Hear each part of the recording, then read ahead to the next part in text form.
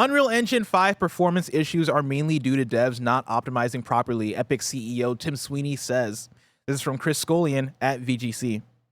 The CEO of Epic Games has suggested that some platforms struggle to run Unreal Engine 5 games because developers aren't optimizing them properly. It's been suggested in recent years that Unreal Engine 5's demanding technical requirements can sometimes mean that running UE5 games on less powerful hardware can result in poor performance and sluggish gameplay. Epic Games founder and CEO Tim Sweeney, who created Unreal Engine in the first place, says the reason for this isn't necessarily the fault of the engine itself, but the way developers are using it.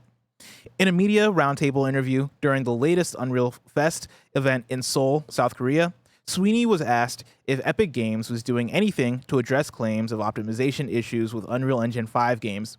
As reported by Korean website This Is Game, Sweeney suggested that too many developers focus on making their games for the most powerful hardware, then try to optimize for less powerful systems at the end of the development process, causing issues. Quote, "Of course, optimization is by no means an easy task. It's a very challenging one. Ideally, optimization should be implemented early in development before full-scale content build begins. We're preparing two major solutions to address this issue. One is to strengthen Unreal Engine support. Optimization requires significant manual effort, so we plan to provide automated optimization features for various devices, making the process faster and easier for developers. The other is to strengthen developer training. In addition to providing education on the overall testing and optimization process, it's crucial to raise awareness of the importance of early optimization.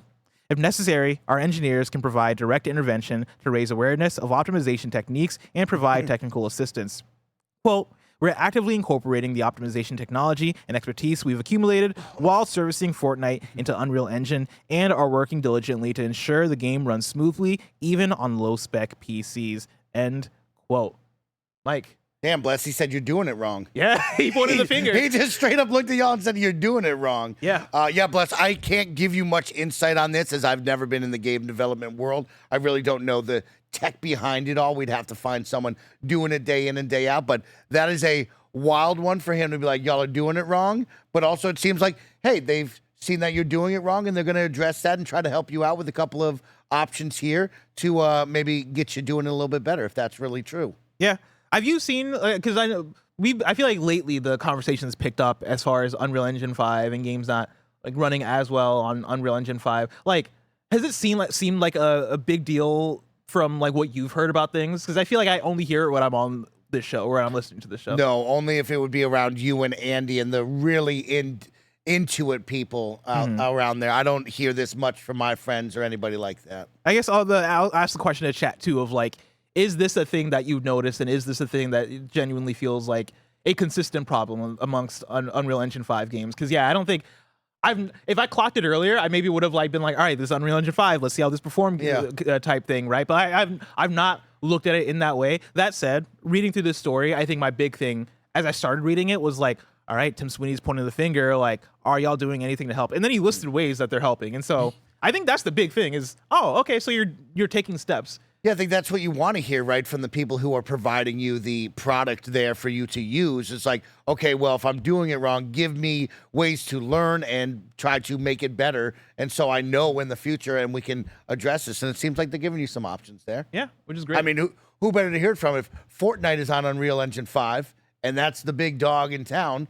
Teach me the ways then. Let me make my game as great and figure out the ways that you're doing it. Yeah.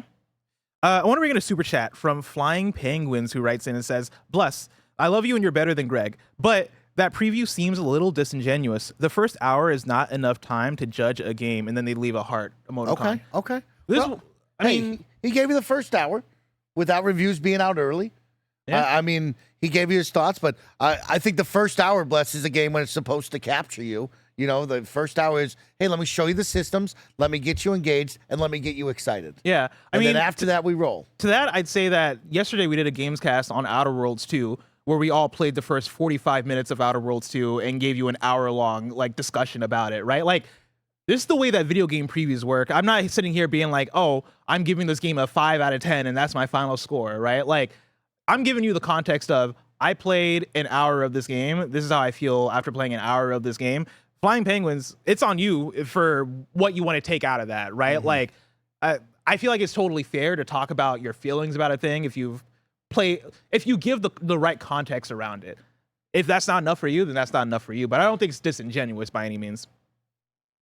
Kyle wrote in and says, it wasn't mentioned during the topic, so I want to at least shout out, there is a demo coming out for Lost Soul Aside tomorrow for those interested, which is a good point. Yes, there's a demo that they announced today that's coming out. Or tomorrow that's coming up. DJ Kento writes in and says, just want to say, Blessing looks fresh as fuck. You hit up your barber because damn dude, hair is sick. Also, hi Mike, you're cool too. Thank you. His hair does look very sick. It looks good. I appreciate like it, Bless. I am still waiting on you. You promised me, you said, Mike, I'm growing it out. I'm going to do something different. And I love the look right now. I think you look great right now. I think you look sharp. But like you did say you were going to try something different. I haven't seen that out of you yet. Yeah. I'm still seeing people say that you can't make a definitive decision after an hour. I want to hear more about that. If you want to chat in and or super chat in, because like, I totally disagree. You can or cannot. That they're saying that you cannot make a definitive decision after an hour of playing a game. Okay. As far as like what your thoughts on it are. And I can't reiterate this enough that I'm not giving a final score. Yeah. And I'm not saying that the game is bad. I'm just saying I feel that like if I give you a game and I said, okay, we're going to sit down here uninterrupted. You're going to be totally focused for a full hour. Yeah. By the end of that hour, you would be able to look at me and go, I'd play more of that, or no, I'm good. Yeah. It's like, I don't want to play more of this after an hour. Yeah. I feel like that's a fair thing to say about a video game. And also, if that's your opinion, then like you got to throw out a large portion of video game previews that come out. Because I guess to peel back the curtain, right? Like, video game previews are usually going to be 30 minutes to 4 hours, right? And like, people will write full articles, people will do full episodes of podcasts, people will do full videos based off of that first 30 minutes to a few hours of playing a video game. And so I don't know if this is maybe a disconnect thing or like an education thing of, hey, this is how video game previews work. And also, it's not, I would also say that this is the embargo timing that they gave us, right? I got the code in this morning with no embargo, which means that, hey, I'm going to make the content that I'm going to make based off of the timing that you gave me this code, right? And like, for me, guess what? I can't put out a full review of this game by tomorrow, and probably we're not going to do a review of this game because I don't know if there's interest for it like that. But like, yeah, people are going to put out their early impressions when you give them a code the day before launch with no embargo. That's just how this works.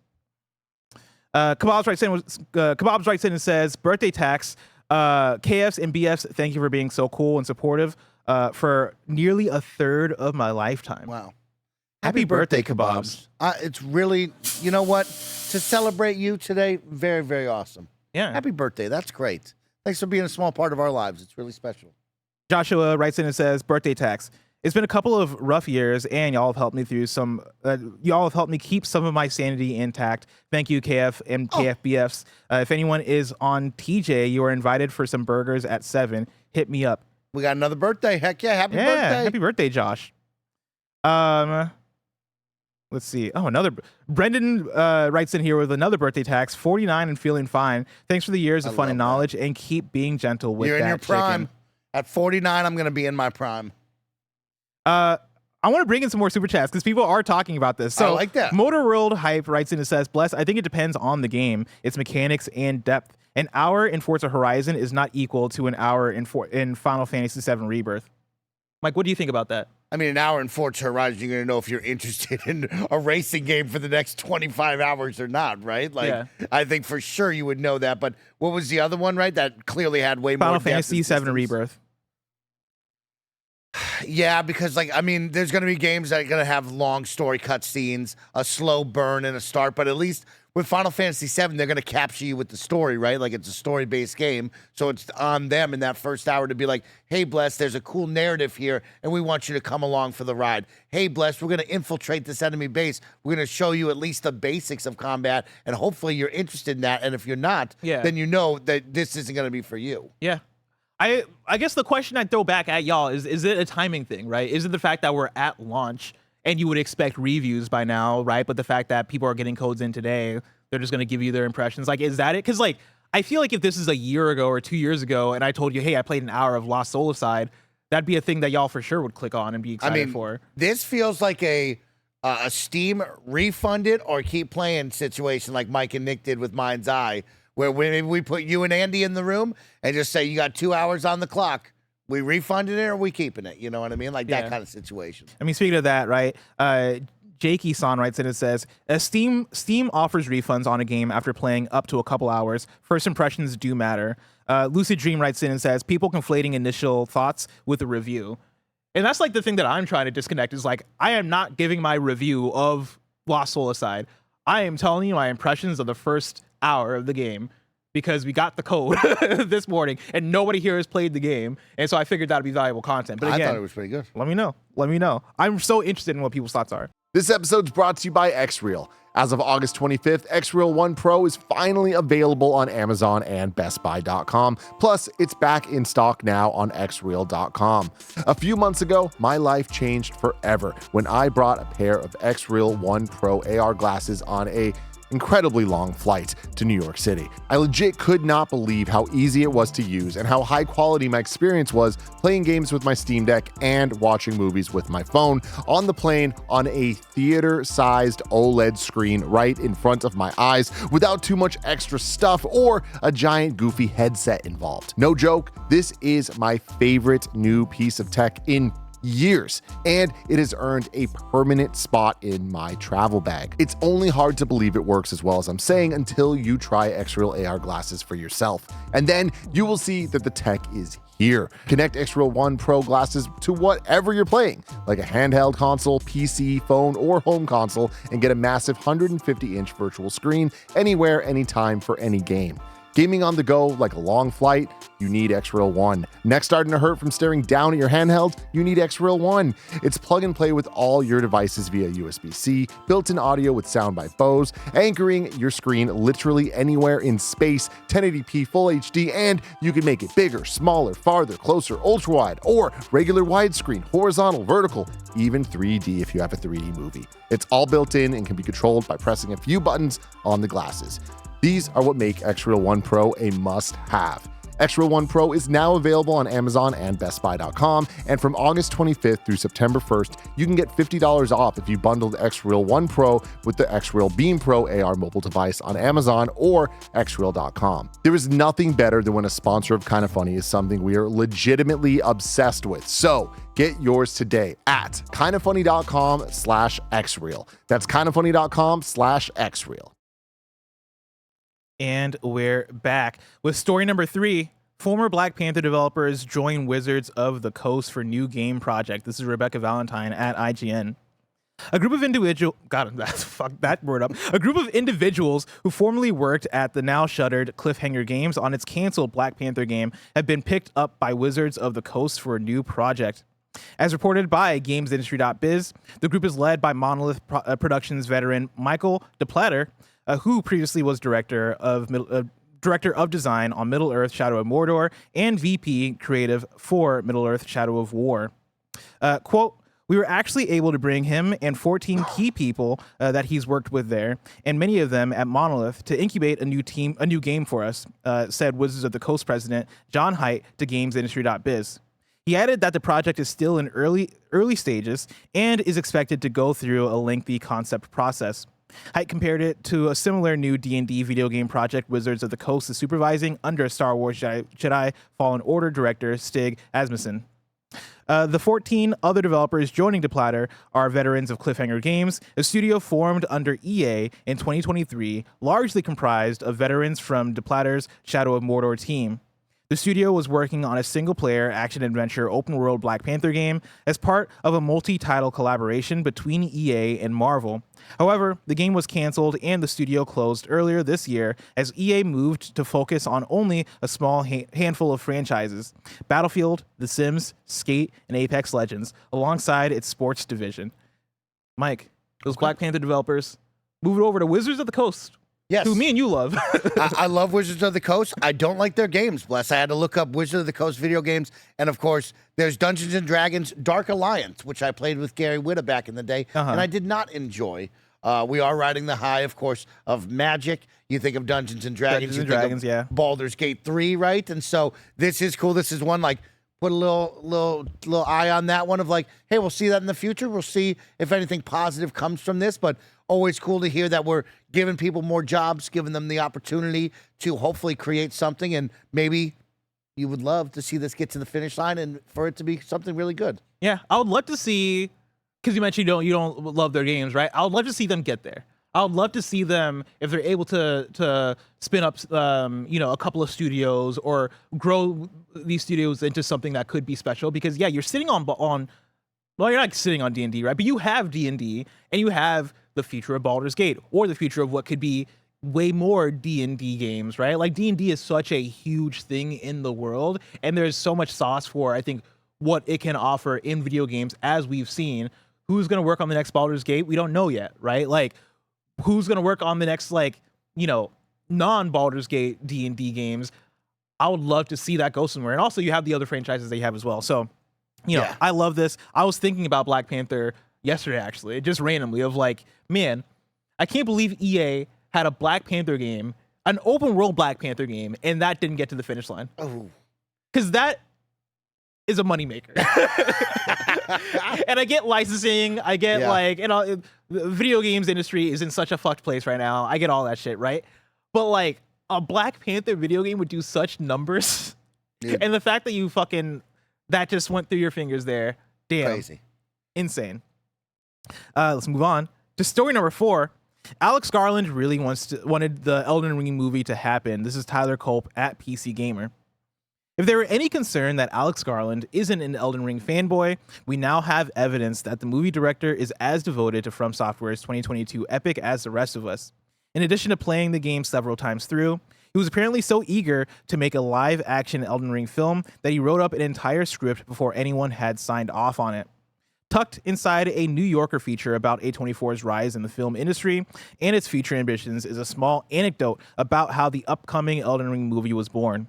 According to the story, A24 head of film, Noah Sacco, visited Garland and watched him play the game after the director gushed about it on the phone.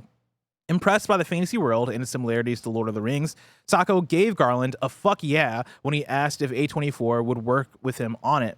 And instead of bringing just the pitch alone to From Software and Bandai Namco, Garland spun up a 160-page script and 40 pages of imagery to convince creator Hidetaka Miyazaki that he was serious about it. It's strangely fitting that despite not knowing what the Elden Ring movie will be about, we do know that its director is about as obsessed with it as its fans. Not that you need to be as a requirement, but it's nice knowing a world as large and eccentric as Elden Ring seems to be is in caring hands. That's crazy. That's what you want to hear. Yeah. It's a wild story to follow and be like, wow, this guy is really into it, and it seems like they're got a good match. Dude, 160 pages of a script? When they first announced this, Yeah. I was a little bit like, oh man, Elden Ring movie, Alex Garland. Like, I like Alex Garland, but like Elden Ring, that seems like a lot. Now I'm fully in. Seems like the guy's into it. Now that I've had time to sit with it and to like read more about it, and I know this is gonna come off as like, oh man, I'm being tricked by the marketing. I'm being fucking fully got here. But I don't know. Everything here sits right with me as far as how they're talking about it, as far as I think understanding the weight of the IP and how much it means to the audience and how dedicated people want you to be with an Elden Ring. Like, that shit means something to people. And video game adaptations, even though in recent years have gotten better, still, I think, come with a level of people not trusting that it's going to come out and be all the way good type shit. I think they're saying all the right things to make people go, okay, maybe this is in good hands. The next thing you're going to hear is when they start shooting, they're going to be like, Alex Garland brought on Vati Vidya. He's on the set. Dude, He's providing information on the background. That's what you're going to hear next. 100%. And everybody's going to be like, what? That's crazy. You're gonna get set photos of, you're gonna have Vati Vidya and George R.R. Martin They're going to be pointing at things. and Miyazaki all standing next to each other, like pointing out things, Yes. Making directions. Let me check into the super chat, see what people are saying. Motor World Hype writes in and says, this is the canceled Black Panther game. Is there any info floating out there as to why the single-player Black Panther game was canceled, but the single-player Iron Man game wasn't? I think that just comes down to different studios. Okay. That's why, that would be my assumption, right? Yeah. Of like, hey, maybe progress on the Iron Man game is just looking better than the progress of the Black Panther game. but who knows? Joshua Mitchell writes in and says, I love D&D and D&D games, but whenever I hear about Wizards of the Coast getting into games, I get worried. Do we remember the MTG RPG that died on the Vine years ago? I don't remember this. No, I have no idea about this. A Magic the Gathering RPG. They're supposed to make a movie or something, right? Yeah, I thought they had. That's going to be another great one for your podcast. Like, are we taking this or we let this go? God.